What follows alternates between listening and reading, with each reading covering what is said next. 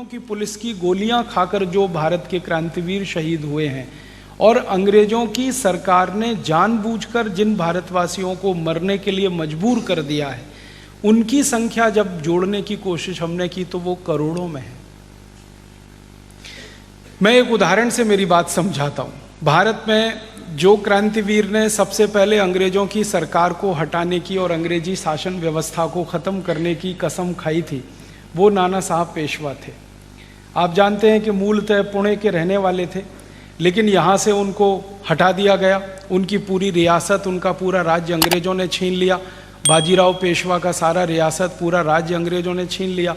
उनको यहाँ से उत्तर भारत में चले जाना पड़ा अपनी जान बचाने के लिए। उत्तर भारत में कानपुर के पास एक छोटा सा नगर है बिठूर, वहाँ पर उन्होंने रहना शुरू किया और बिठूर में बैठकर क्रांति की पूरी योजना बनाई नाना साहब पेशवा ने। तो उनके सहयोगी थे तात्या टोपे, उनकी सहयोगी थी झांसी की रानी लक्ष्मीबाई, उनकी सहयोगी थी रानी झलकारी बाई।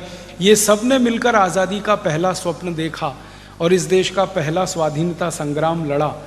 इस स्वाधीनता संग्राम में लड़ने के बाद अंग्रेजों ने जो उनसे बदला लिया, उस बदले में उन्होंने क्या किया कि जो क्रांतिकारियों के शहर हुआ करते थे, जैसे नाना साहब पेशवा का शहर था बिठूर, ऐसे ही लखनऊ था दूसरे क्रांतिकारियों का शहर, बेगम हजरत महल और उनके सहयोगियों का। तो अंग्रेज सरकार क्या करती थी कि इन शहरों को चारों तरफ से बंद कर देती थी। अंग्रेजी में एक शब्द होता है कॉर्डन्ड ऑफ, माने सब तरफ से बंद कर दिया पूरा शहर। अब ना खाने की सामग्री उस शहर में जाएगी, ना शहर का कोई नागरिक वहां से बाहर आएगा। अभी जो कर्फ्यू जैसी स्थिति होती है, वैसी अंग्रेजों के ज़माने में बहुत शहरों में हो जाया करती थी। चारों तरफ से शहर को सील कर दिया, 5 दिन के लिए, 10 दिन के लिए, 15 दिन के लिए, 20 दिन के लिए, 1 महीने के लिए। उस शहर में ना दूध जा सकता है, ना सब्जियां जा सकती है, ना भाजी जा सकता है, ना खाने पीने का सामान जा सकता है। और वो स्थिति में लोग भूख से मर जाते थे। उनकी अगर संख्या हम जोड़ना शुरू करें तो ये संख्या 4.5 करोड़ है। अंग्रेजों की सरकार के कठोर नीतियों के चलते, दुर्नीतियों के चलते जो लोग भूख से मरे, अंग्रेजों की सरकार ने तोप के मुंह से जिनका शरीर बांधकर गोले से उड़ा दिया। आपको मालूम है बहुत बार ऐसा होता था कि हमारे क्रांतिकारियों का शरीर तोप के मुंह से बांध दिया जाता था रस्सी से और उसमें गोला दागकर उड़ा दिया जाता था वो पूरे शरीर को। तो परखच्चे उड़ जाते थे, चिथड़े हो जाते थे शरीर के। तो जिन भारत के क्रांतिवीरों को, शहीदों को अंग्रेजों ने तोप के मुंह से गोला बांधकर उड़ाया, जिनको भूखे मरने के लिए मजबूर कर दिया, जिनको गोलियों से मारा, जिनको लाठियों से मारा, जिनको तड़पा तड़पा कर अंग्रेजों ने मारा, नाखून खींच दिए, सब खाल उतार लिया, ऐसे लोगों की संख्या जब हम जोड़ते हैं तो वो 4.50 करोड़ है।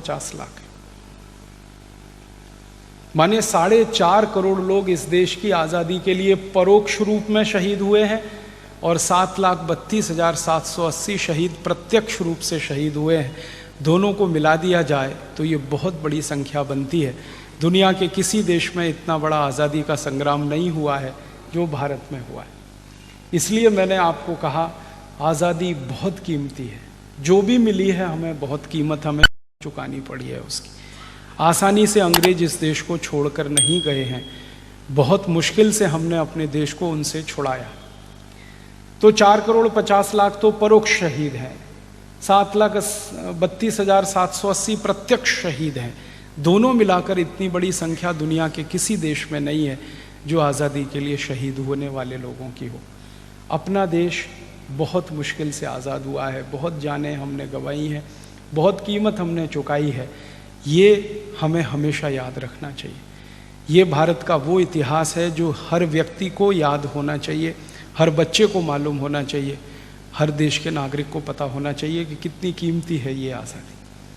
अब इससे भी बड़े महत्व की बात है जो मैं कहना चाहता हूँ कि जिन शहीदों ने ये आज़ादी लाई हमारे लिए, हमने तो कोई कुर्बानी नहीं दी है। कम से कम मैं अपनी बात कह सकता हूँ, मेरी उम्र के बहुत सारे युवाओं की बात कर सकता हूँ, हमने तो इस आज़ादी की लड़ाई में कोई हिस्सा लिया नहीं है। लेकिन हमारे से पूर्व की जो पीढ़ी है जिसने बहुत सारी तकलीफ़ें सहन करके ये आज़ादी लाई है, उन शहीदों के, उन क्रांतिकारियों के कुछ सपने रहे और उन सपनों को पूरा करने के लिए उन्होंने अपना बलिदान किया है। सारे के सारे क्रांतिकारी जो इस देश की आज़ादी के लिए शहीद हुए, वो प्रत्यक्ष हुए या परोक्ष रूप से हुए, उन सबके सपने कुछ ना कुछ रहे हैं। ऐसे ही किसी ने अपनी जान नहीं दी है।